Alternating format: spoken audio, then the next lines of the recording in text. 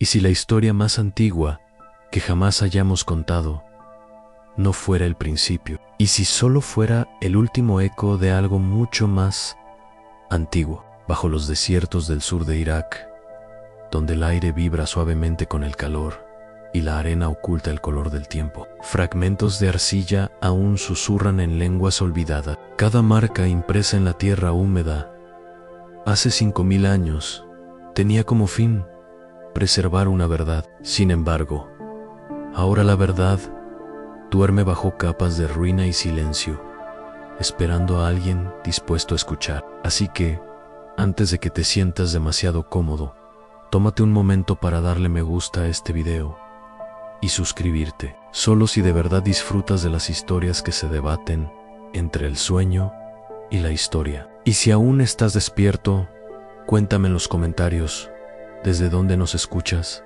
y qué hora es allí. Me gusta imaginar este silencio extendiéndose por todo el mundo. La historia no comienza con un descubrimiento, sino con polvo. A finales del siglo XIX, arqueólogos británicos y franceses excavaron las llanuras cerca del actual Urukandur. Sus palas golpeaban arcilla endurecida por siglos de abandono. Tablillas sobre tablillas, apiladas como la memoria fosilizada de todo un pueblo. Se llamaban sumerios. Y desde el momento en que su nombre volvió a pronunciarse, algo inquietante comenzó a agitarse en nuestra línea temporal, porque lo que dejaron tras de sí no era el tímido vestigio de una civilización naciente. Era ya compleja, metódica y profundamente consciente del cosmos. Los primeros registros sumerios aparecen como de la nada alrededor del 3500 a.C.,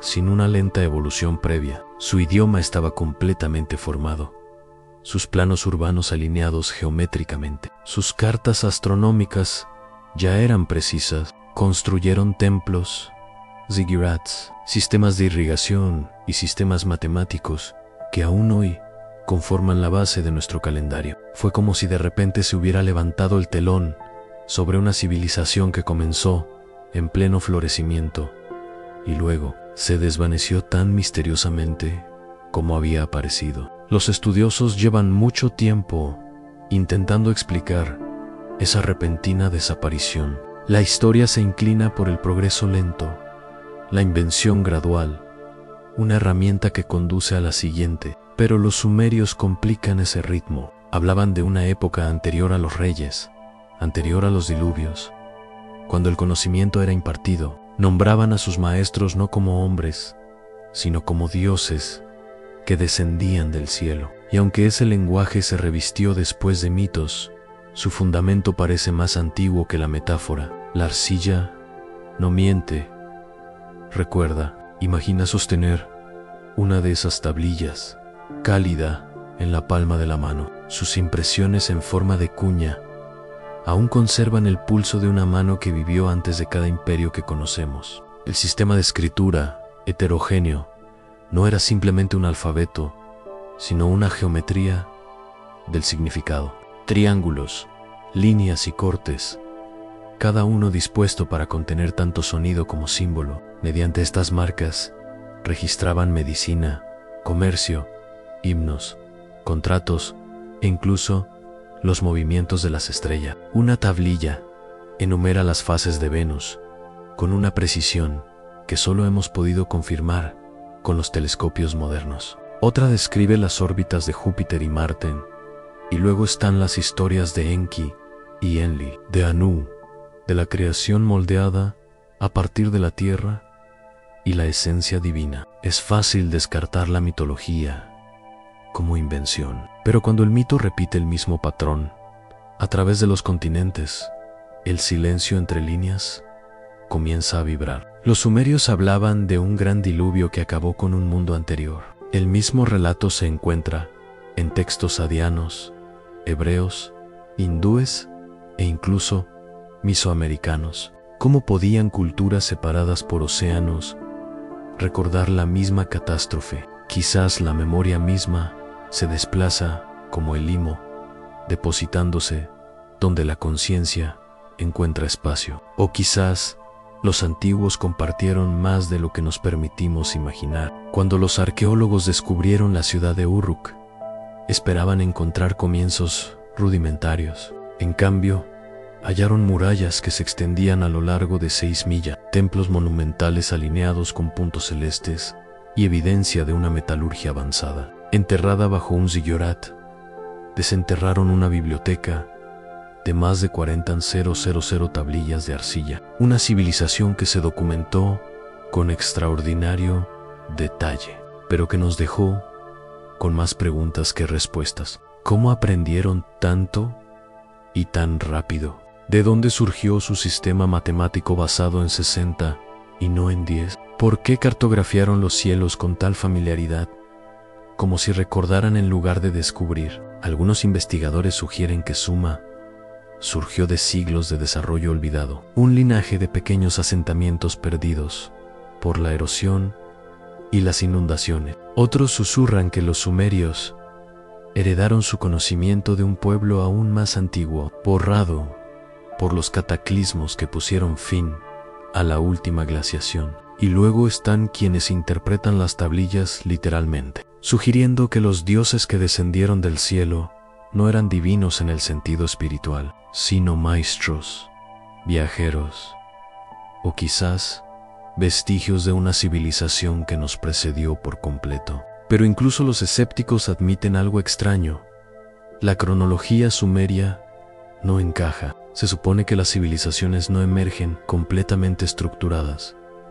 Sin embargo, aquí lo hicieron. Agricultura, escritura, derecho, música, medicina, todo a la vez. Las tablillas de arcilla no muestran un proceso de ensayo y error, sino un refinamiento, como si lo que nosotros llamamos el nacimiento de la civilización fuera para ellos una reconstrucción. En el Museo del Antiguo Cercano Oriente de Berlín, un pequeño cilindro de arcilla reposa tras un cristal. Las inscripciones en su superficie describen la construcción de un templo en honor a Anana, la diosa del amor y la guerra. Pero entre las dedicatorias una frase resalta: esta es la restauración de lo que fue. Restauración, una palabra que implica memoria, no invención, es una silenciosa confesión de que incluso los sumerios se veían a sí mismos como herederos de algo más antiguo. A veces, al observar con detenimiento estos objetos, se aprecian huellas dactilares impresas en la arcilla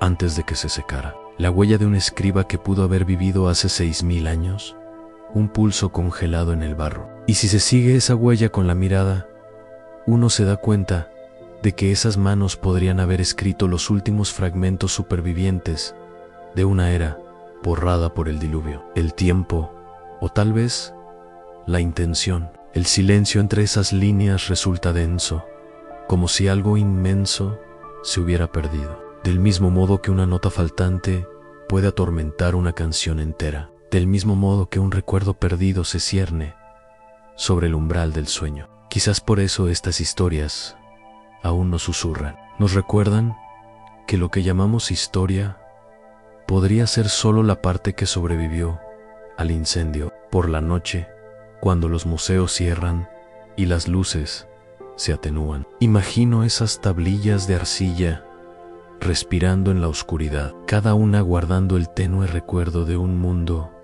que ya no reconocemos. Creemos ser el principio del entendimiento, pero quizá seamos el último capítulo de la memoria. Y mientras el viento del desierto pasa sobre las ruinas de Ur, llevando granos de polvo ancestral a otro milenio, casi se puede oír el primer verso de nuestra historia, olvidada en suave, inconcluso, esperando ser escuchado de nuevo. Si los sumerios no fueron los primeros, ¿a quién recuerdan entonces? Decían que la realeza descendía del cielo, no metafóricamente, no simbólicamente, sino como una afirmación. Esa sola línea grabada en arcilla hace más de 4.000 años aún vibra con algo que el lenguaje lucha por contener. Tras el descenso de la realeza del cielo, la realeza era legítima. Es el verso inicial de lo que ahora llamamos la lista real sumeria, una crónica de gobernantes cuyos reinados se extienden mucho más allá de los límites de la posibilidad humana. A primera vista, parece un documento histórico, en ciudades, nombres, fechas, pero a medida que la lista avanza, las cifras se vuelven imposibles. Un rey reinó durante 36 años, otro durante 28, otro durante 43 200 en total. 8 gobernantes gobernaron el mundo antes de que un gran diluvio arrasara la tierra. Solo después de ese diluvio el registro se reduce a algo más humano en reinados de cientos, luego de décadas. Los eruditos han intentado durante siglos descifrar el significado de esas cifras imposibles. ¿Eran simbólicas? ¿O acaso preservaban una época en la que la escala de la vida misma era diferente? Hay algo inquietante en esa pregunta, algo que hace que el ambiente alrededor de estas tablillas se sienta más denso, porque no se trataba de meras historias, sino de registros burocráticos escritos con la misma caligrafía que contabilizaba el grano, las deudas y las ofrendas a los templos. Para los sumerios, esta lista era memoria, no mito, y esa distinción lo impregna todo. Las copias más antiguas se encontraron en las ruinas de Láser y Nípe. Cada versión difiere ligeramente, como si hubiera sido traducida de un recuerdo que ya se desvanecía. Sin embargo, la estructura permanece constante: 8 reyes antes del diluvio, cuyos reinados se midieron en decenas de miles de años, seguidos de un reinicio cósmico. Luego surgen nuevos reyes, Uruk-Ki, cada uno reclamando mandato divino y remontando su legitimidad a aquella era prediluviana. Algunos historiadores argumentan que estos números reflejan ciclos lunares o quizás un calendario simbólico destinado a transmitir autoridad divina. Pero otros, aquellos que se detienen demasiado en la extraña precisión de las matemáticas sumerias, notan que los números corresponden a múltiplos de 3600, la unidad sumeria conocida como Sar. Esto no era casualidad, era el mismo sistema utilizado para medir órbitas, ciclos estelares y distancias. ¿Por qué una crónica real estaría codificada en notación astronómica? A menos que los reyes mismos fueran interpretados como seres celestiales, gobernantes de épocas, más que de años. La lista real es uno de esos artefactos que parecen no existir, un mito e historia con tal fluidez que los estudiosos aún debaten a qué lado pertenece. Los nombres de estos antiguos gobernantes, Aluam, Alanga y Meluana, no aparecen en ningún otro lugar. Sin embargo, las ciudades que gobernaron, sí. Eridu, por ejemplo, es real, considerada por los arqueólogos como la ciudad más antigua del sur de Mesopotamia. Bajo sus ruinas se encontraron capas y capas de construcciones que datan de hace casi 8000 años. Templos reconstruidos sobre otros más antiguos, cada uno ligeramente más pequeño que el anterior, como si imitaran la lenta contracción del tiempo. Los amrios llamaban Eridu la primera ciudad. En sus relatos, fue fundada por el dios Enki, el guardián del conocimiento, quien moldeó a la humanidad con arcilla. Las excavaciones allí revelan evidencia de un complejo sistema hidráulico, altares rituales y artefactos hechos de materiales que no deberían haber existido en esa región. Piedras de montañas lejanas, conchas del océano Índico, una red comercial o un vestigio de algo más antiguo, quizá ambas cosas. Cuando la lista real describe el diluvio que puso fin a los reinados de los antiguos reyes, emplea un lenguaje inquietantemente similar al de textos posteriores. Entonces, el diluvio arrasó, sin explicación, sin juicio divino, solo un evento que reinicia el tiempo. Bajo lo antiguo, en la década de 1920, los arqueólogos descubrieron una capa de limo limpio y estéril de casi 2 metros de espesor, evidencia de una inundación masiva alrededor del 2900 a.C., lo sepultó todo, sellando una era bajo otra. Es tentador interpretar esto como prueba, aunque estas historias nunca ofrecen realmente eso. Ofrecen sugerencia,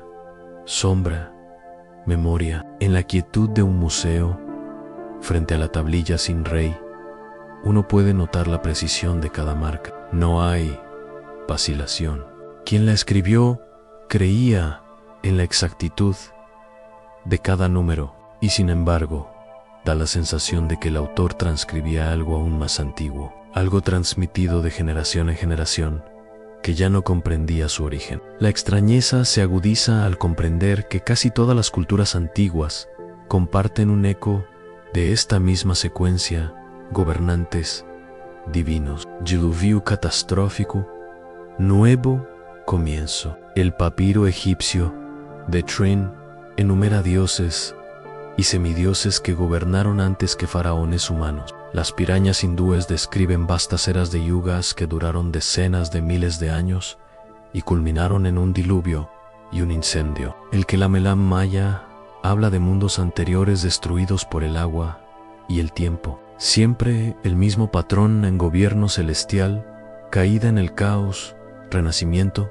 a través del diluvio. Es como si la humanidad recordara el ritmo, pero no la melodía. Los detalles cambian, los nombres se transforman, sin embargo, la estructura permanece, un sueño a medio recordar, que se repite a través de los continentes. Algunos investigadores, como Zecharia Sitchin, argumentaron que la lista de reyes conserva un registro de seres que no eran del todo humanos. Aquellos que vinieron de las estrellas enseñaron a la humanidad y gobernaron hasta que el diluvio los eliminó. Sus interpretaciones, aunque controvertidas, resonaron porque las preguntas que plantean las tablillas se resisten a desaparecer. Incluso los arqueólogos tradicionales, si bien rechazan la hipótesis extraterrestre, admiten que el origen de la civilización sumeria es una anomalía, una chispa sin cerilla. Otros ven en la lista un calendario científico codificado. Los largos reinados podrían representar ciclos procesionales o epopeyas cósmicas. Si el reinado de Aliulam duró 2800 años, quizá marcó una alineación celeste, un ritmo de los cielos reflejado en la tierra. Los sumerios a menudo difuminaban los límites entre el cielo y la tierra. Sus dioses eran los planetas mismos, sus mitos el lenguaje de la órbita y la luz. Tal vez la lista de reyes fuera menos un registro de gobierno y más un mapa del orden cósmico, un registro del tiempo anterior al tiempo. Aún así, su peso emocional es innegable. Bajo todos los números y teorías, subyace en estas tablillas el dolor, la sensación de que algo magnífico existió alguna vez y que todo lo posterior fue solo su sombra. Cuando el diluvio arrasó con todo, el viejo mundo murió y la memoria se convirtió en mito. Los sumerios construyeron sus templos como actos de recuerdo, no de ambition. Reconstruían, no comenzaban. Casi se puede oír esa añoranza en sus himnos. Cantos a dioses que ya no respondían, invocaciones a ancestros convertidos en polvo. La lista de reyes quizá fuera menos un documento de poder que una plegaria, una forma de aferrarse a un mundo que ya no podían ver, un mundo que tal vez ni ellos mismos comprendían del todo. En uno de los versos que han sobrevivido, tras el diluvio, el texto reza simplemente: entonces la realeza fue de nuevo descendida del cielo, como si la historia misma fuera cíclica, descendiendo y retirándose como la marea. Cada era, cada civilización, cada auge y caída, un intento más de recordar lo que se perdió la primera vez. Quizá por eso seguimos buscando sus huellas en el desierto, no para hallar respuestas, sino para sentir de nuevo ese ritmo, el lento pulso de un mundo más antiguo que la historia. Si el tiempo comenzó una vez, podría volver a comenzar. Hay una silenciosa admiración que surge al comprender cuánto sabían los antiguos sobre el cielo, no como una abstracción, no como un lienzo de asombro, sino como un sistema que parecen haber cartografiado mucho antes de que existieran los telescopios. Los zambrianos no solo miraban hacia arriba, medían, registraban y alineaban su mundo según lo que veían. Sus templos se construían con una orientación exacta respecto a las órbitas celestes. Sus dioses eran los planetas. Su calendario seguía los intrincados ritmos de Venus y Júpiter, con una precisión que solo redescubriríamos miles de años después. Y, de alguna manera, este conocimiento surgió no al final de un largo proceso de aprendizaje, sino al principio mismo. Si uno camina entre las ruinas de Yor o Níper y se detiene donde los zigurats alguna vez se alzaron hacia el horizonte, la geometría de sus cimientos revela algo asombroso. Cada templo principal mira hacia un punto astronómico, la salida de una estrella en particular, la línea del solsticio, el lugar donde Venus aparece al amanecer. El gran zigurat de, por ejemplo, está alineado casi a la perfección con el norte, con sus esquinas orientadas hacia los puntos cardinales, una proeza de conocimiento arquitectónico que implica tanto habilidad matemática como observación celeste. Sin embargo, estas estructuras se construyeron hace casi 6.000 años, en una época en que la Mayo era parte del mundo. Aún vivía en tribus dispersas, entre los miles de tablillas excavadas en Mesopotamia. Un pequeño grupo registra algo inesperado: mapas estelares sistemáticos, los llamados Mul. Se cree que las tablillas de Apen datan del antiguo periodo babilónico, pero conservan conocimientos sumerios mucho más antiguos. En ellas se enumeran constelaciones, equinoccios, solsticios y las horas de salida y puesta de los planetas. Algunos estudiosos creen que las observaciones codificadas podrían remontarse alrededor del 3000 a.C. Posiblemente antes. ¿Cómo podían conocer el ciclo exacto de Venus de 5.892 días con un margen de error de menos de un día? La ciencia moderna, con todos sus instrumentos, calcula la precesión de los equinoccios en aproximadamente 1 grado cada 72 años. En una tablilla de la Biblioteca de Nínive, que se conserva en el Museo Británico, un escriba trazó cuidadosamente la trayectoria de Júpiter en el cielo nocturno mediante un complejo sistema matemático que los astrónomos modernos reconocen como una forma rudimentaria de cálculo. Otra tablilla describe la sombra de la Tierra sobre la Luna durante un eclipse, señalando que el dios es devorado, pero regresa. Tras la poesía, subyace el conocimiento de la órbita y la geometría. Y cuando estos mismos escribas se referían a los cielos como las tablas del destino, no hablaban con lirismo, expresaban la verdad literal de su cosmovisión, tal como la registraban las estrellas. Hay algo casi inquietante en ello. Una civilización nacida de chozas de barro y caña, cuyos agricultores dependían de las crecidas de los ríos, escribía sobre la precisión matemática del cosmos, como si ya la dominaran. Y quizá, en cierto modo, algunos investigadores vieron en su sistema de numeración dodecagonal un reflejo de las 12 constelaciones principales del zodiaco, la división del cielo que aún utilizamos hoy. Otros señalan la obsesión sumeria con el número 60, presente en todas sus mediciones, como evidencia de una codificación astronómica en 60 minutos, 60 segundos, 360.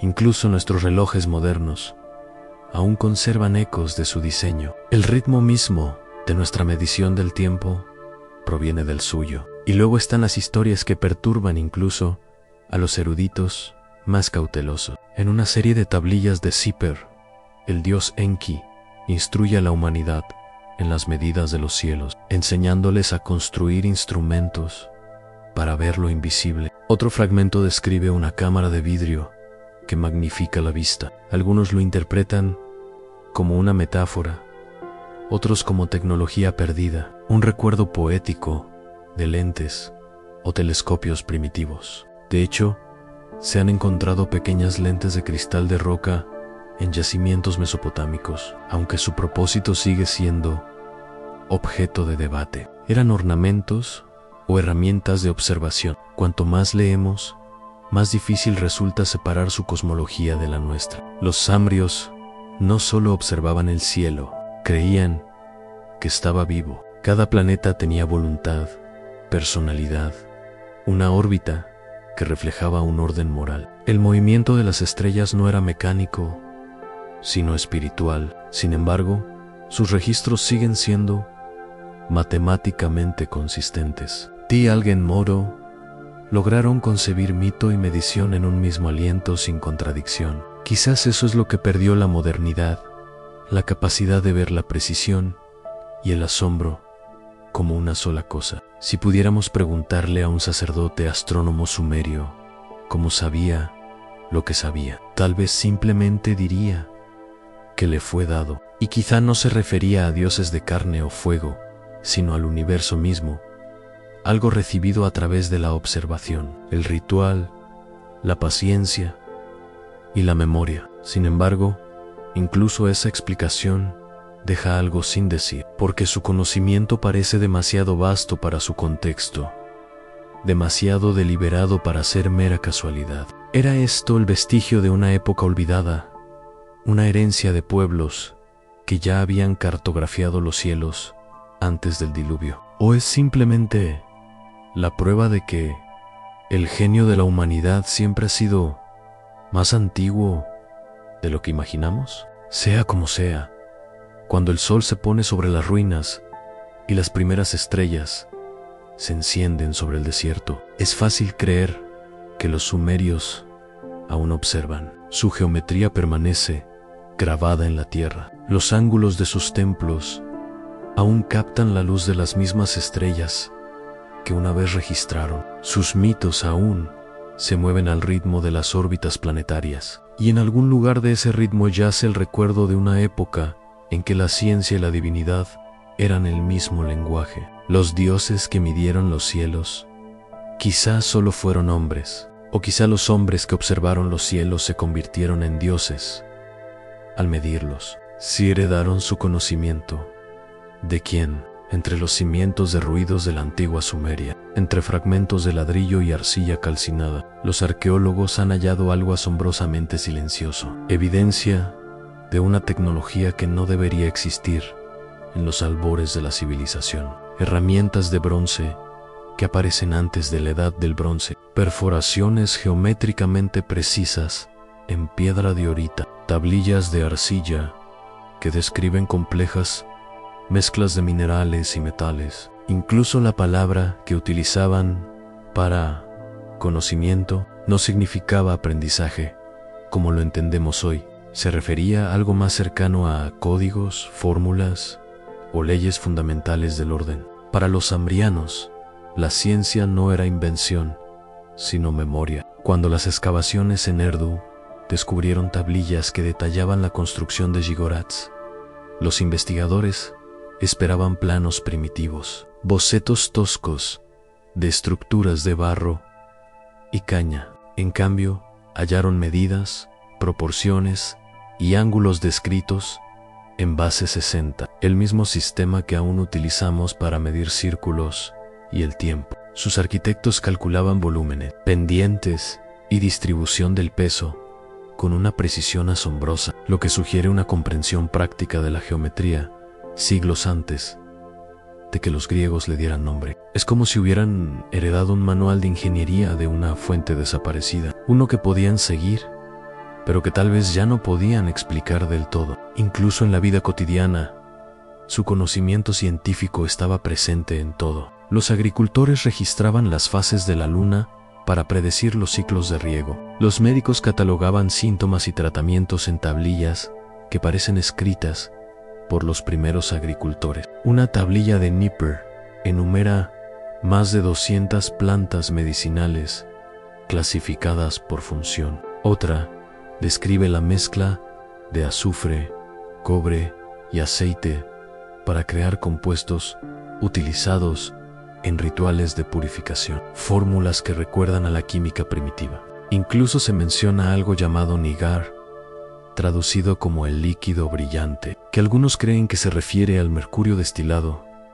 Aunque tal material no debería haberse conocido en aquella época, estos ecos de ciencia olvidada se hacen más fuertes cuanto más se profundiza en el tema. Tomemos como ejemplo la metalurgia. Hacia el 3000 a.C., los sumerios fundían cobre y experimentaban con aleaciones. Sin embargo, en las ruinas de Teles Maricues, los metalúrgicos han encontrado restos de bronce endurecido anteriores a esta fecha. Este metal sugiere una comprensión más temprana y avanzada de la fundición. En la misma región, sellos cilíndricos representan taladros, perforadoras y fuelles. Si bien no constituyen evidencia de máquinas como las conocemos, implican que su artesanía alcanzó un nivel de sofisticación inexplicable con las herramientas recuperadas por los arqueólogos. Además, está la matemática misma, el lenguaje de su mundo. El sistema sexagesimal que utilizaban permitía fracciones, divisiones astronómicas y cálculos de tiempo que iban mucho más allá de las necesidades de la agricultura básica. Dividir el firmamento en 360 grados, medir una hora en 60 minutos, no requiere imaginación sino precedentis. Algunos historiadores sostienen que su sistema debió evolucionar a partir de largas observaciones, quizás durante varios milenios. Otros susurran que tal precisión llegó ya hecha, reliquia de una época anterior. Algunos eruditos han ido aún más allá. En la década de 1920, el asiriólogo George Roux sugirió que el vocabulario técnico sumerio contenía palabras aisladas de una lengua no semítica desconocida, vestigios de un léxico científico extinto. Lo denominó el sustrato de la invención. Desconocemos quién la hablaba, solo que sus restos sobreviven como fósiles incrustados en el habla sumeria. Quizás esas palabras pertenezcan a la misma civilización que los sumerios afirman recordar, a la anterior al diluvio. Para el oído moderno, esto suena a mitificación, pero el mito tiene la extraña costumbre de preservar la verdad técnica en forma simbólica. Consideremos al dios Enki, señor de las profundidades marinas y guardián de la sabiduría. Enel, mito de Enki y Ananá. Él envía los Mi de la civilización, una serie de tablillas que contienen los códigos de la música, la arquitectura, el derecho y las artesanías. Cada Mi es un principio, una fórmula. Cuando Ananá los lleva a su ciudad, la civilización misma despierta. La historia es espiritual, pero también, curiosamente, literal. Describe la transmisión del conocimiento como si fuera de una fuente antigua a una más reciente. Los dioses no son inventores, sino custodios. Esa palabra, custodio, podría ser la clave. Los ambrianos nunca reclamaron la autoría de sus ciencias. Se describían a sí mismos como receptores, administradores de dones celestiales. Aprendieron geometría y astronomía, no como logros humanos, sino como herencia divina. Y en sus rituales, enseñar o recitar el conocimiento era recrear la creación misma. Un recordatorio de que la sabiduría debe preservarse, no inventarse. Podríamos vernos tentados a considerar su ciencia como un genio accidental, una coincidencia entre agricultores hábiles y sacerdotes observadores. Sin embargo, hay detalles que se resisten a la simplicidad. En 1936, unos arqueólogos desenterraron una tablilla de arcilla en Separ que contenía una lista de problemas geométricos, incluyendo el cálculo de un triángulo rectángulo mediante lo que más tarde se conocería como el teorema de órbita pitagórico. Estos no son los primeros intentos de una mente incipiente, sino los vestigios de un sistema ya refinado. Incluso su arte esconde secretos matemáticos. Las dimensiones de sus estatuas a menudo se ajustaban a proporciones armónicas. Los sistemas proporcionales se celebrarían más tarde en la escultura griega clásica. Los templos de Uruk y Eridu están construidos a escala 345, la forma más simple de proporción de ángulo recto. Es como si comprendieran que la belleza, la estructura y el sonido eran manifestaciones del mismo patrón universal. El eco se extendió más allá de Mesopotamia. Alrededor de los mismos siglos, al otro lado del mar, los constructores de los primeros templos de Egipto utilizaban medidas similares. En el Valle del Indo, los planos de las ciudades seguían estrictas cuadrículas geométricas. En Kedar Region, la fase más temprana de la civilización no parece tosca, sino deliberada, como si respondiera a una memoria que trascendía la geografía. Los estudiosos denominan a esto el problema de la sincronización en la improbable simultaneidad del diseño urbano complejo. Alrededor del 3000 a.C., ¿por qué la humanidad comenzó a construir con conciencia matemática de repente?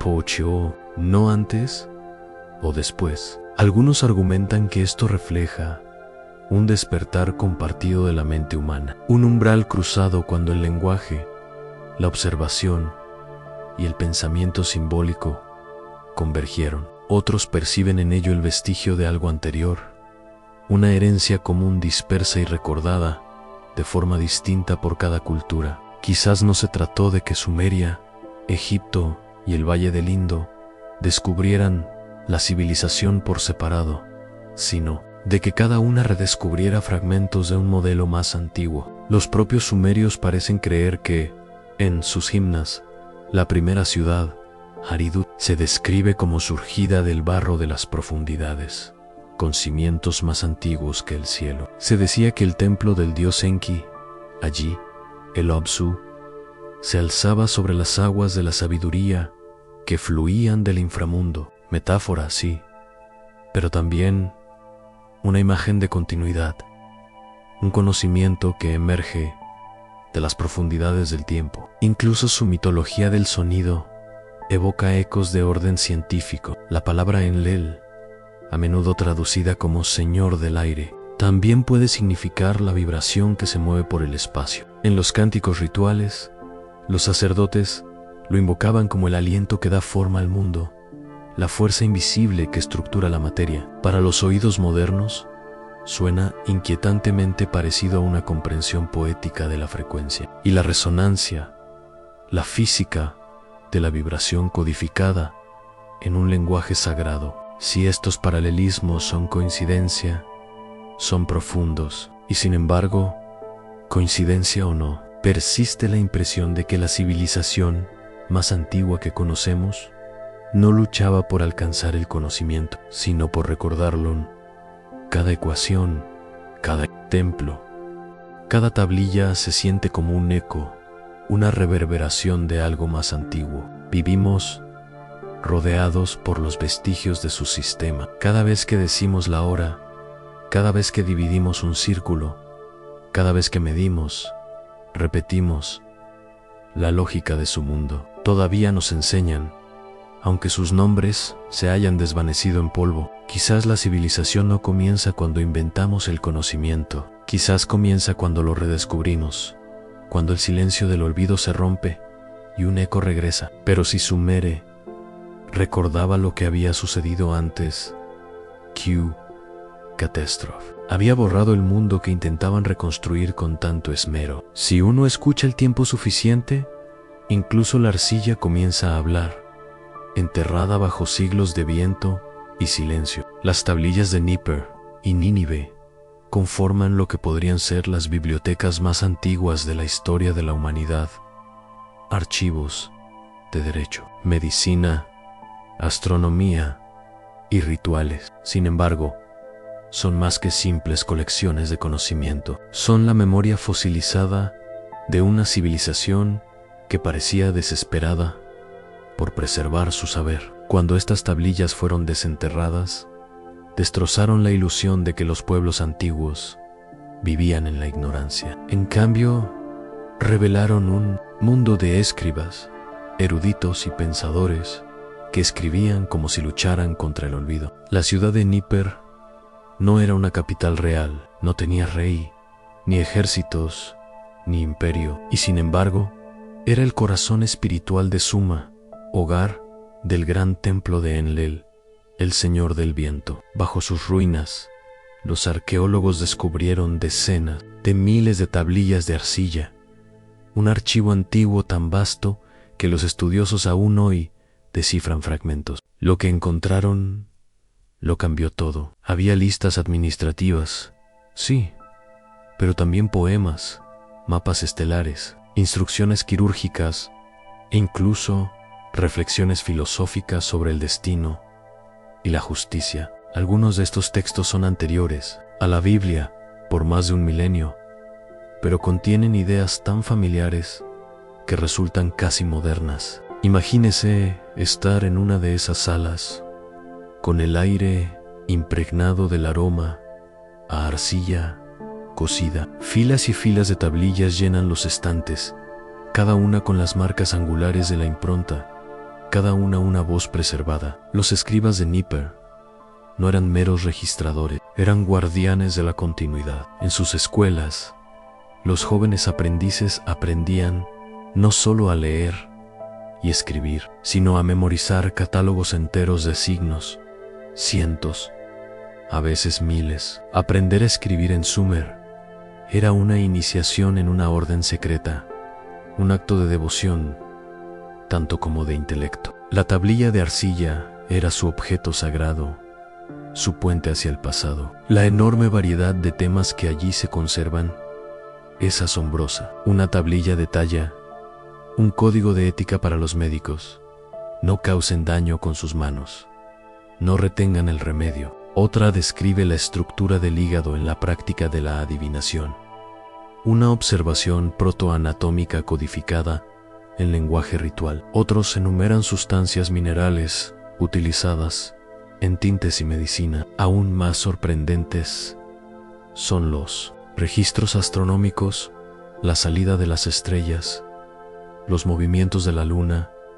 y la predicción de eclipses. Para una civilización que consideramos la primera, su horizonte intelectual ya era inmenso. Cuando la gran inundación de la historia finalmente sumergió las ciudades sumerias a través de la guerra, la erosión y el paso del tiempo, las tablillas de Nippur sobrevivieron porque eran de arcilla. El fuego y el entierro las preservaron, mientras que el papiro y el pergamino se habrían convertido en polvo. Así, miles de años después, cuando Austin Henry Lerd y Homeless Rasen comenzaron a excavar en Nínive a mediados del siglo XIX, se toparon con algo aún mayor. Harán la biblioteca de Acer Banipal Rey de Asiria. Esa biblioteca, aunque construida más de 1000 años después de la época dorada de Nippur, era su heredera. Dentro de sus muros, los escribas asirios habían reunido y copiado textos sumerios y babilónicos, más de 30,000 tablillas en total. Cuando el palacio se incendió, el calor las endureció, consolidándolas para siempre. El resultado fue un archivo de alcance cósmico que preservó historias, cálculos y conjuros que de otro modo se habrían perdido para siempre. Entre ellos se encontraban fragmentos de la epopeya de Gilgamesh, el relato del diluvio que precedió al Génesis. Había presagios, catálogos estelares, manuales de sueños, himnos a Inanna y Enki, y listas de reyes que se remontaban a los mitos. Al leer esas tablillas ahora, uno siente una extraña mezcla de gratitud y tristeza. Gratitud porque el fuego la salvó, tristeza porque la civilización que registraron ya se estaba desvaneciendo cuando se hicieron las copias. Los escribas de Nínive trabajaron como arqueólogos de su propio pasado, preservando textos que apenas podían comprender. Un caulifón dice de las antiguas tablillas, dañadas, restauradas con cuidado. Otra tablilla lleva la discreta firma de un escriba: he escrito lo que me fue dejado. Esas palabras resuenan a través de los siglos como un lamento. Sabían que estaban escribiendo sobre el final de algo. El contenido de estas bibliotecas sugiere un linaje intelectual que desafía la simple categorización. En el Enuma Anel, miles de versos dedicados a presagios celestiales, cada movimiento de un planeta, cada halo alrededor de la luna, se registraban e interpretaban como un reflejo de la voluntad divina. Tras la picia, sin embargo, subyace la observación sistemática, datos que abarcan generaciones. Los sumerios y sus herederos eran científicos con vestiduras sacerdotales, matemáticos que hablaban en términos míticos. No distinguían entre lo físico y lo sagrado. Para ellos, medir los cielos era conversar con los dioses. Uno de los descubrimientos más inquietantes del archivo de Nínive es la llamada tablilla del Gran Diluvio. Narra la historia de un hombre elegido para sobrevivir al diluvio, a quien un dios ordenó construir una vasija y preservar la vida. Los paralelismos con la historia de Noé son innegables,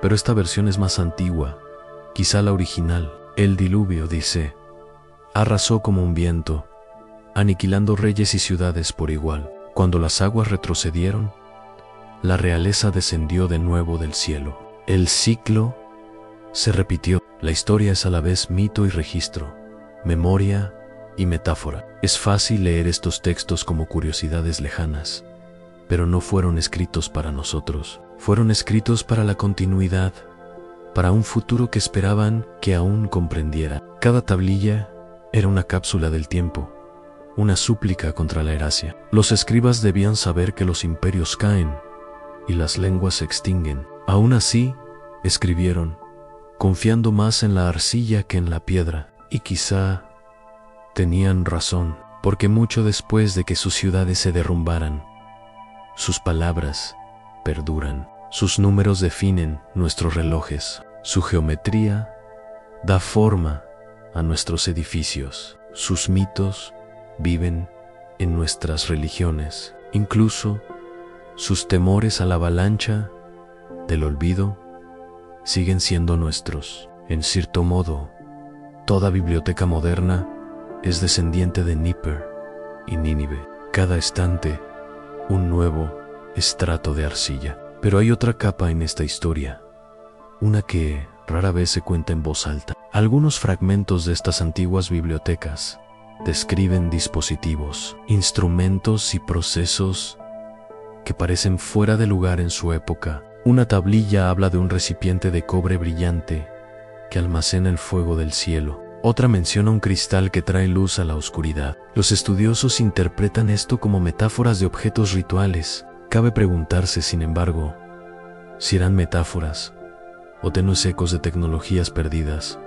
cuyos propósitos ya no podemos imaginar. Incluso su sistema de escritura se percibe como una máquina de preservación. La Uniform podía registrar tanto sonido como idea, un código híbrido capaz de sobrevivir a la traducción. Era robusta, adaptable y modular. Cuando los griegos adoptaron posteriormente el concepto de archivo escrito, lo hicieron bajo la sombra del ejemplo de Nínive. La idea de la biblioteca surgió en Sumeria. Al contemplar hoy esas tablillas bajo la luz estéril de los museos, resulta difícil no sentir la fuerza de aquella antigua intención de recordar. Sabían que el conocimiento podía desvanecerse. Lo habían visto suceder antes. Quizás por eso escribieron con tanta obsesión, con tanta minuciosidad. Cada tablilla de arcilla era un acto de desafío contra el diluvio. Pero si los sumerios y sus herederos se limitaban a preservar lo que ya sabían,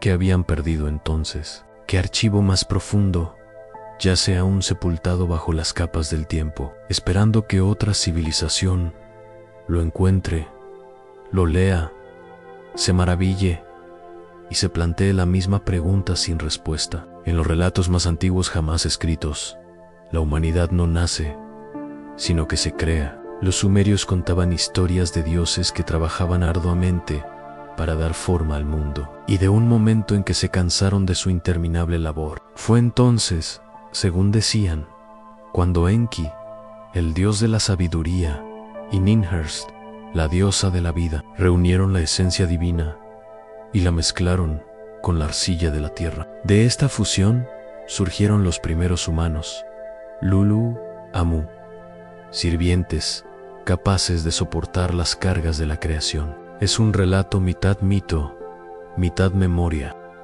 Sin embargo, tras su poesía, se esconde algo más.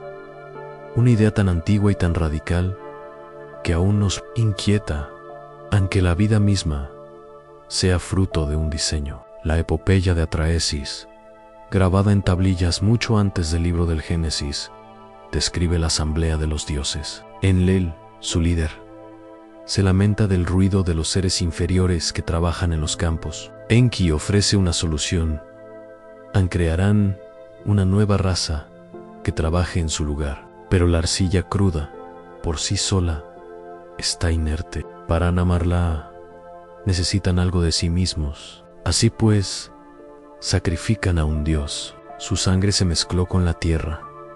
Su espíritu se repartió entre la humanidad. Y así, mediante un acto de transgresión divina, nacemos mortales y sagrados, siervos y herederos. Es un origen que se siente más antiguo que cualquier religión, en parte biología, en parte misterio, que intentaban decirnos los sumerios. ¿Acaso imaginaban esta historia como una pura alegoría? ¿O estaban registrando algo recordado de un tiempo tan remoto que solo podía sobrevivir en forma mítica? Los arqueólogos han tratado durante mucho tiempo estos relatos como metáforas de los albores de la civilización, el momento en que la humanidad aprendió la agricultura, el derecho y la escritura. Pero, ¿y si el significado más profundo de la historia es literal, de maneras que ya no podemos percibir? La frase,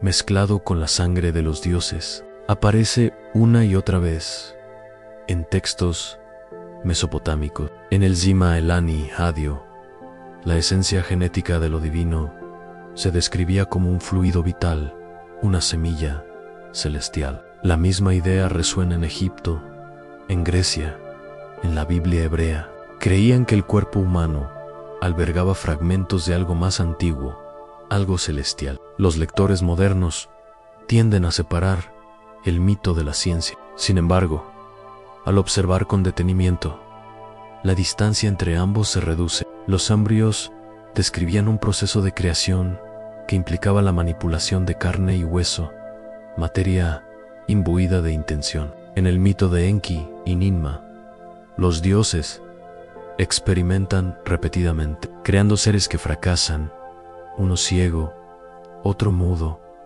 otro incapaz de reproducirse, hasta que finalmente lo logran. La historia se lee como una antigua parábola de ensayo y error, una reflexión poética sobre algún conocimiento olvidado de la anatomía humana o la herencia. Quizás no se trate de experimentación literal, sino de un símbolo de esa inquietante intuición de que la vida es producto de una secuencia, de un diseño. Los estudiosos que analizaron el corpus sumerio señalan la frecuencia con que sus textos hablan de plantillas, el mi, como planos, tanto para la realidad física como para la moral. Se decía que cada elemento de la existencia, desde la realeza hasta el tejido y la fertilidad, tenía su propio mi, una fórmula divina que mantenía el cosmos en equilibrio. Poseer el mi era poseer el poder de la creación misma. Cuando Inanna robó estas tablillas a Enki,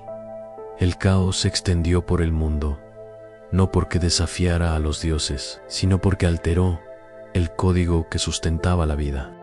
El lenguaje del mito adquiere un tono casi computacional, como si los antiguos concibieran la realidad como un sistema regido por instrucciones ocultas. En otro texto fragmentario, el dios Enki instruye a su sacerdote para que guarde la sangre que da voz a la arcilla. Esa frase, enigmática y extraña, resuena como un eco de verdad bioquímica. La sangre, en efecto, porta su propio lenguaje, el ADN, el código molecular que dicta la forma de la vida. ¿Acaso lo que interpretamos como metáfora divina describió en su día una antigua intuición, perdida en el tiempo, no el conocimiento de las moléculas o la genética tal como las conocemos, sino la intuición de que la estructura de la vida reside en la sangre, en un patrón. Por supuesto, esta especulación inquieta a los historiadores. Sin embargo, es imposible ignorar el patrón. Civilizaciones de todo el mundo antiguo comparten esta misma imaginería a la fusión del cielo y la tierra, la creación del hombre a partir de materia divina. Los egipcios afirmaban que la humanidad se formó a partir de las lágrimas de Ra. Los griegos hablaban de Prometeo moldeando al hombre de arcilla. Los hebreos repetían casi palabra por palabra lo mismo. Dios formó al hombre del polvo de la tierra y sopló en sus narices el aliento de vida. La historia migró, se transformó, sobrevivió, pero su esencia permaneció en la fusión del polvo y el espíritu, la materia y el código. ¿Qué significa que la civilización escrita más antigua comience con una historia así? Quizás era simplemente una forma de explicar la conciencia, de reconciliar el deseo humano de propósito con la realidad del trabajo. O quizás era un recuerdo transmitido a través de inundaciones y ruinas, un eco de una época en que seres más antiguos que nosotros caminaban sobre la tierra. Los sumerios los llamaban Anunnaki, los que venían de los cielos. En textos babilónicos posteriores se decía que estos dioses enseñaban a la humanidad agricultura, astronomía y metalurgia. Para otros, son arquetipos míticos. Para algunos, son los maestros olvidados de la prehistoria. En un himno de Nippur, el poeta escribe: Hawi, quien mezcló la esencia del cielo con la arcilla del Apsu, quien dio al hombre la imagen de los dioses. La frase imagen de los dioses, Salmi Elani, tiene la misma resonancia que el hebreo posterior, Tailum Elohim. ¿Pudo la idea sumeria de la imagen divina haber sido la semilla original de la que surgió ese concepto posterior? Los paralelismos son demasiado precisos para descartarlos como mera coincidencia. Lo que llamamos teología puede ser, en su origen, el lenguaje de la memoria. También está el símbolo recurrente del árbol, el eje sagrado que une el cielo, la tierra y el inframundo. En muchos sellos sumerios, figuras se yerguen junto a un árbol estilizado flanqueado por seres alados que ofrecen vasijas de agua o de vida. El icono se repite desde Mesopotamia hasta Persia y Egipto, e incluso hasta el Valle del Indo. Algunos lo interpretan como el árbol de la vida, otros como un emblema genético, un símbolo de linaje. En cualquier caso, representa la continuidad, un puente entre lo divino y lo mortal. Quizás ese era el verdadero significado de la sangre de los dioses, a una metáfora de la conciencia misma, la chispa que une la carne con la eternidad. Sin embargo, hay melancolía en este mito, pues los mismos dioses que crearon a la humanidad también la maldijeron con la mortalidad. Ser creado con sangre divina era contener la divinidad, pero también estar eternamente separado de ella. La historia de la creación de Enki es una historia de don y exilio. Somos hijos de lo divino y prisioneros de la materia. Cada plegaria sumeria, cada lamento, lleva ese tono de anhelo de regreso, de reencuentro, de recuerdo. Si sus mitos eran en verdad recuerdos,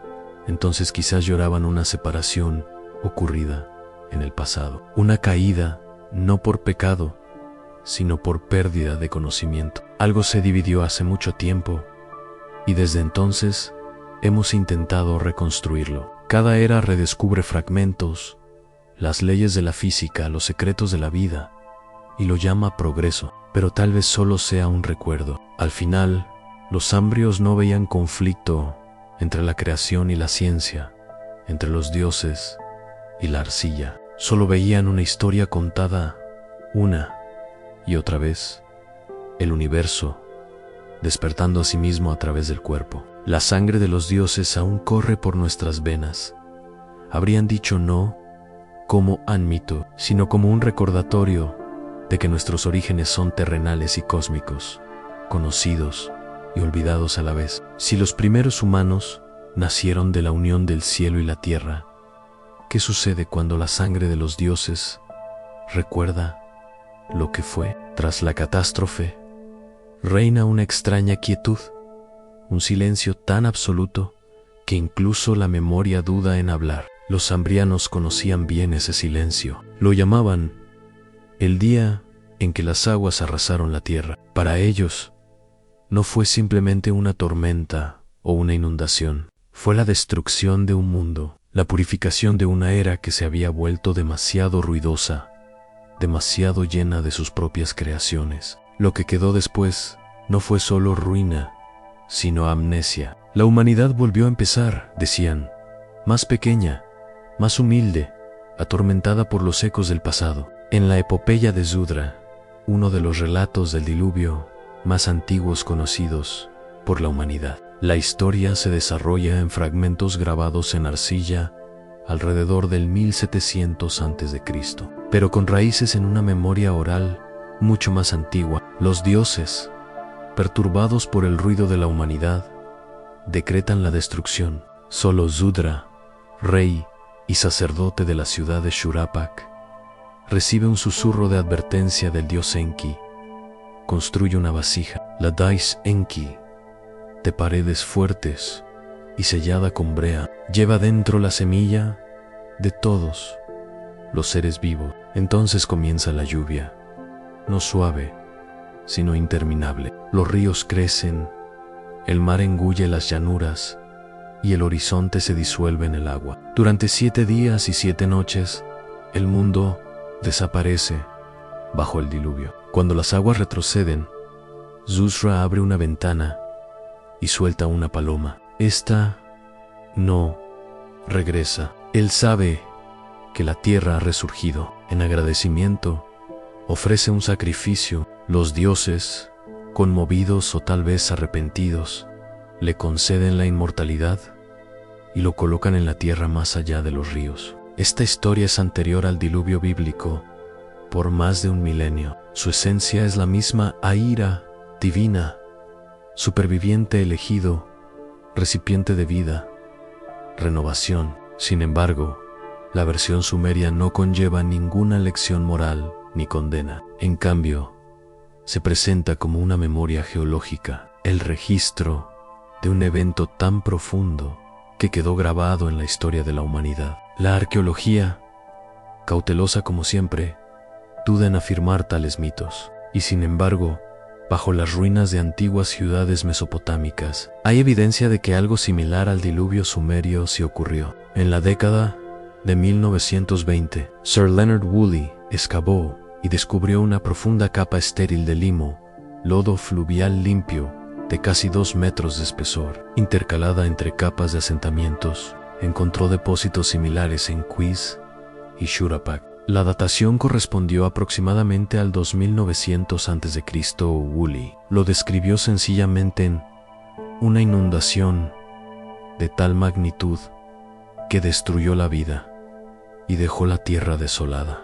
Los pueblos que reconstruyeron después lo hicieron como si estuvieran comenzando de cero. Para la mentalidad moderna, puede parecer una coincidencia, un desastre local más entre muchos, pero para quienes lo vivieron, debió sentirse como el fin del mundo. El caudaloso Éufrates, crecido por las lluvias y el deshielo, pudo haberse combinado con las marejadas del Golfo Pérsico, o quizás el recuerdo se remonta aún más atrás, al violento final de la última glaciación, cuando las inundaciones de agua de deshielo transformaron continentes enteros. En cada rincón del mundo antiguo persiste el mismo patrón en mitos de grandes aguas, supervivientes, en barcos, el renacimiento de la humanidad. Desde Mano en la India hasta el griego Jucalón, desde el azteca Cox hasta el bíblico Noé. La historia se repite como una cicatriz en la memoria colectiva. Los zambrianos, sin embargo, la describieron no solo como un desastre,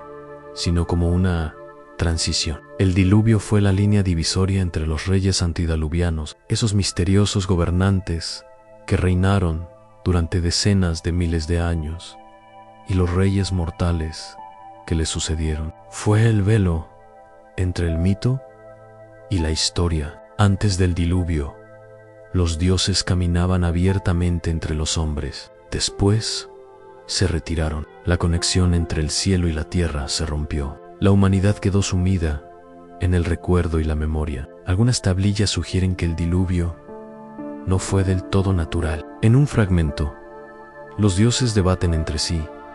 ¿Debería ser destruida la humanidad? Enlil, cansado del bullicio de las ciudades, aboga por la aniquilación. Enki implora clemencia, buscando otra salida. Es un diálogo de fuerzas opuestas, orden y compasión, control y caos. Cuando llega el diluvio, se percibe menos como un accidente y más como una decisión. La frase utilizada para describirlo, el gran decreto, sugiere una intención. El diluvio no fue solo agua, fue juicio. Otros han visto, en esta historia, vestigios de algo aún más complejo, a una metáfora de los ciclos de la civilización. Quizás el diluvio no fue una inundación literal, sino una descripción simbólica de un evento que reinició la cultura humana, el impacto de un cometa, un cambio climático, un colapso del conocimiento. La evidencia geológica apunta a repentinos aumentos del nivel del mar e impactos cósmicos cerca del final de la escena de la súplica. Para los supervivientes, habría parecido un castigo divino, un poder incomprensible, y así lo recordaron como una purificación, una que lavó tanto el pecado como la ciencia. Si el diluvio borró un mundo anterior, entonces cada artefacto que los sumerios enterraron después era un fragmento de esa era olvidada. Su escritura, sus matemáticas, sus mapas estelares, cada uno se siente como un intento de recuperar algo vagamente recordado. No estaban inventando la civilización, estaban reconstruyendo después del agua. Incluso sus mitos se leen como manuales de recuperación. El dios Enki, salvador de la humanidad, enseña a los supervivientes a sembrar, a medir el tiempo. El conocimiento, NCU Opinion, no era descubrimiento, sino restauración. En el poema El regreso de Inanna, la diosa desciende al inframundo y asciende de nuevo después de 3 días, devolviendo la fertilidad a la tierra a los sumerios. Quizá vieron el diluvio en términos similares, en descenso al caos, regreso a la vida. Sin embargo, bajo la alegoría espiritual persiste una memoria geológica. Algo sucedió, algo tan vasto, que fracturó tanto la tierra como la leyenda. Hay una frase del poema épico de Gilgamesh que suena casi como una confesión. Y el superviviente del diluvio, Ladai-se Gilgamesh, a quienes llamas dioses, fueron hombres de gran renombre. Recordaban los secretos de las profundidades. Es una frase extraña que sugiere que la divinidad y la humanidad no son especies distintas, sino estados de memoria. El diluvio no solo inundó la tierra, sino que también ahogó esa memoria. Lo que quedó fue el eco. Aún hoy, cuando llueve sobre las llanuras del sur de Irak, se dice que la tierra desprende un tenue aroma metálico, como si el suelo mismo recordara el mar que una vez la cubrió. En ese aroma reside el residuo de la antigua catástrofe, el diluvio que puso fin a una era y dio comienzo a otra. Y quizás la sensación zambriana de que tales ciclos nunca terminan del todo. Toda civilización, por muy avanzada que sea, acaba encontrando su propio diluvio, y ha sido agua, fuego u olvido. Para los antiguos, sobrevivir no era una victoria, sino una responsabilidad. Yusra no fue recompensado con el paraíso, sino con el exilio, enviado a morar en la distancia, a recordar lo que otros olvidarían. El diluvio fue a la vez castigo y preservación, asegurando que al menos un hilo de memoria perdurarán. Permanecieron. Ese hilo se entrelazó con cada mito posterior, uniendo las eras como capas sedimentarias de relatos. Cuando los sumerios escribieron sobre el diluvio, no nos advertían, se recordaban a sí mismos que los dioses, o quizás la naturaleza misma, siempre exigen silencio tras demasiado ruido. Y en ese silencio, la humanidad debe aprender de nuevo a empezar. Si cada era desaparece para dar paso a la siguiente, ¿qué será entonces el diluvio que nos borre? ¿Y quién quedará para recordar lo que una vez supimos? A veces, lo que sobrevive al diluvio no es el cuerpo, sino la memoria. Los sumerios creían que el conocimiento podía ahogarse y aún así regresar, oculto en fragmentos dispersos por el mundo. Llamaban a esos restos Shuba, que significa partes del todo. Para ellos estos fragmentos eran más que reliquias. Aaron, las huellas dactilares del mundo que existió antes de las aguas. Y a medida que pasaban los siglos, cada nuevo descubrimiento desenterrado en la tierra de Mesopotamia, Anatolia y las montañas más allá, parecía susurrar el mismo mensaje inquietante. Algo había existido antes que ellos, algo inmenso y olvidado. Cuando los exploradores comenzaron a desenterrar yacimientos antiguos en el cercano Oriente en el siglo XIX, no solo encontraron ciudades, sino también anomalías, objetos que no correspondían a las épocas asignadas, tecnologías que parecían fuera de lugar y artefactos cuyo origen era inexplicable. En las ruinas de Nínive y Uruk hallaron engranajes tallados en piedra, lentes pulidas de cuarzo y esculturas que representaban figuras con intrincadas túnicas adornadas con símbolos que no se correspondían con ningún sistema de escritura conocido. La mayoría de estos hallazgos fueron discretamente guardados en las bóvedas de los museos, catalogados como curiosidades o errores. Sin embargo, algunos, solo unos pocos, llegaron a la literatura arqueológica, generando controversias que nunca se han zanjado del todo. En la década de 1930 surgieron informes sobre un pequeño objeto con forma de huevo desenterrado cerca de Bagdad, hecho de terracota y cubierto con un cilindro de cobre. Parecía contener rastros de corrosión ácida. Algunos investigadores propusieron que podría generar una carga eléctrica, una batería primitiva 2000 años más antigua de lo que debería haber sido. Algunos lo descartaron como una coincidencia, un recipiente ritual o de almacenamiento, pero persiste la posibilidad de que los antiguos conocieran formas de aprovechar fuerzas que redescubrimos milenios después. Incluso ahora,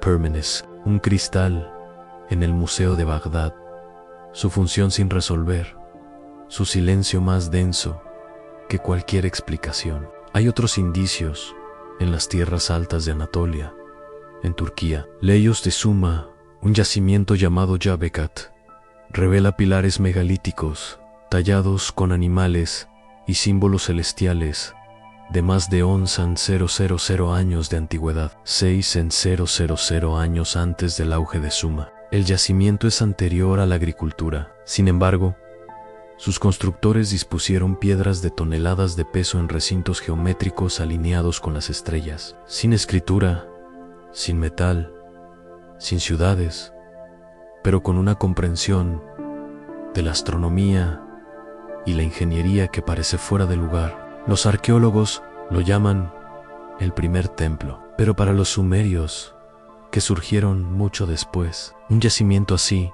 se habría descrito de otra manera, un vestigio anterior al diluvio. Y en las cuevas del norte de Irak, en Shanider, Seyhan, encontrado esqueletos enterrados con flores, evidencia de rituales y de conciencia que se remontan a los neandertales. Las capas de la humanidad se superponen aquí como el tiempo sedimentario, cada una conservando un tipo diferente de conocimiento. Cuanto más profunda es la excavación, más antigua se vuelve la sofisticación. Es como si la civilización no hubiera ascendido por una escalera, sino que hubiera flotado en olas que surgían, se sumergían y resurgían. Entre los eruditos sumerios siempre ha persistido una teoría tácita, pero persistente, que la aparición repentina de su civilización no fue espontánea, sino rodada. Sus mitos así lo afirman. Tras el diluvio, Enki otorga a los supervivientes, el pueblo de cabeza negra,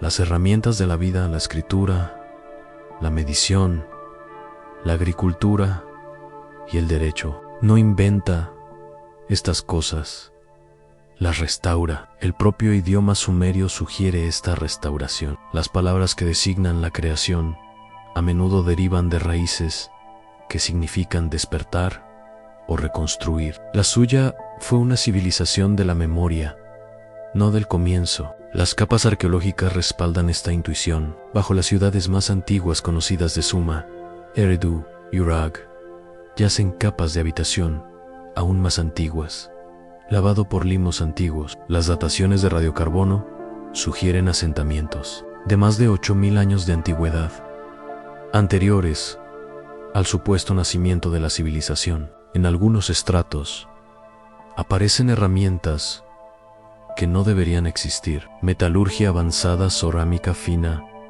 precisión arquitectónica.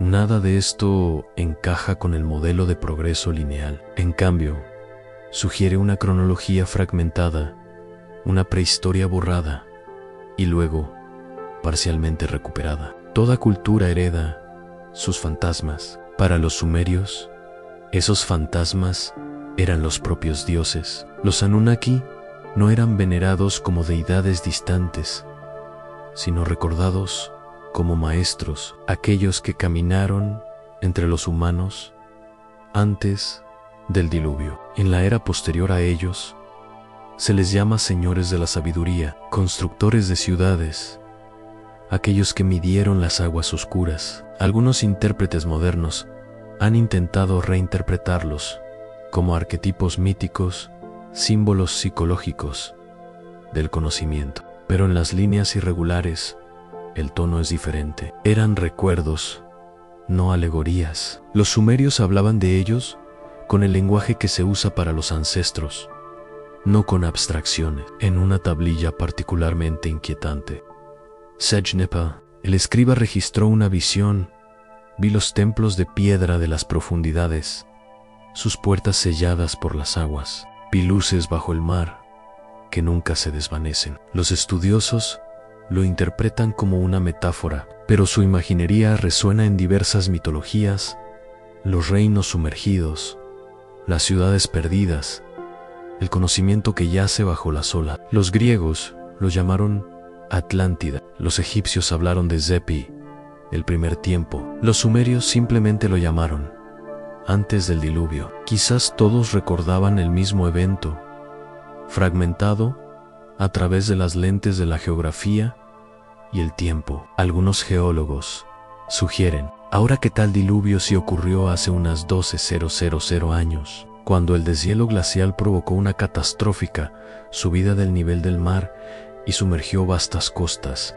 Culturas enteras de haber existido allí habrían sido borradas, dejando solo recuerdos transmitidos por los supervivientes que reconstruyeron tierra adentro. ¿Pudieron los constructores de la cinta de Yebuchi estar entre ellos? ¿Pudieron sus descendientes haber llevado fragmentos de esa ciencia desaparecida a Suma, Egipto y más allá? La evidencia es circunstancial, pero el patrón, la civilización, persiste. No se presenta como una invención, sino como un redescubrimiento. Existen artefactos que parecen confirmar esta continuidad, aunque la mayoría siguen siendo objeto de controversia. En Irak y Irán, los arqueólogos han encontrado perforaciones en diorita, una de las piedras más duras de la tierra, lisas y precisas, como si hubieran sido hechas con herramientas rotativas. En Egipto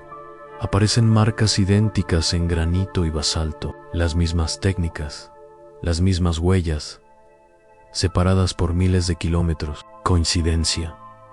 Tal vez. ¿O la memoria de una tecnología ancestral que sobrevive a través de fragmentos de artesanía? Incluso el lenguaje conserva vestigios de esta herencia. La palabra sumeria, Ti, significa tanto vida como costilla. En su mito de la creación, la mujer está hecha de la costilla del primer hombre, una imagen que aparece posteriormente en el Génesis, pero ti también significa reparar. Así, la mujer no es una creación, sino una restauración, un fragmento que vuelve a estar completo. El juego de significados revela la visión sumeria más profunda. La vida misma es el proceso de reparación, de recordar lo que se perdió. El mismo principio parece guiar sus templos y zigurat. Cada uno fue construido como una réplica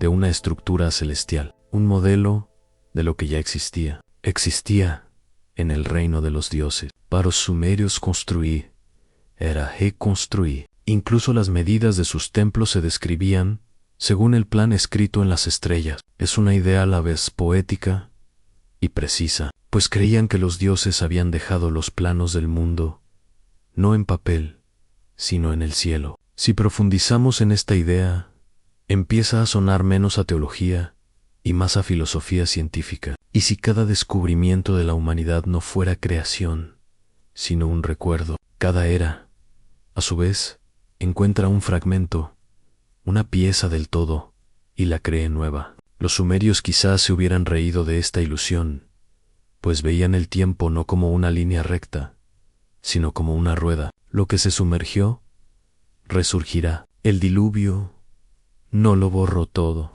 Enterró el cuerpo de un mundo perdido, pero no sus huesos. Esos huesos, artefactos, historias, palabras, aún afloran, arrastrados por la lenta corriente del tiempo. La cuestión no es si ese mundo anterior existió, sino cuánto estamos dispuestos a reconocer cuando lo vemos reflejado en el nuestro.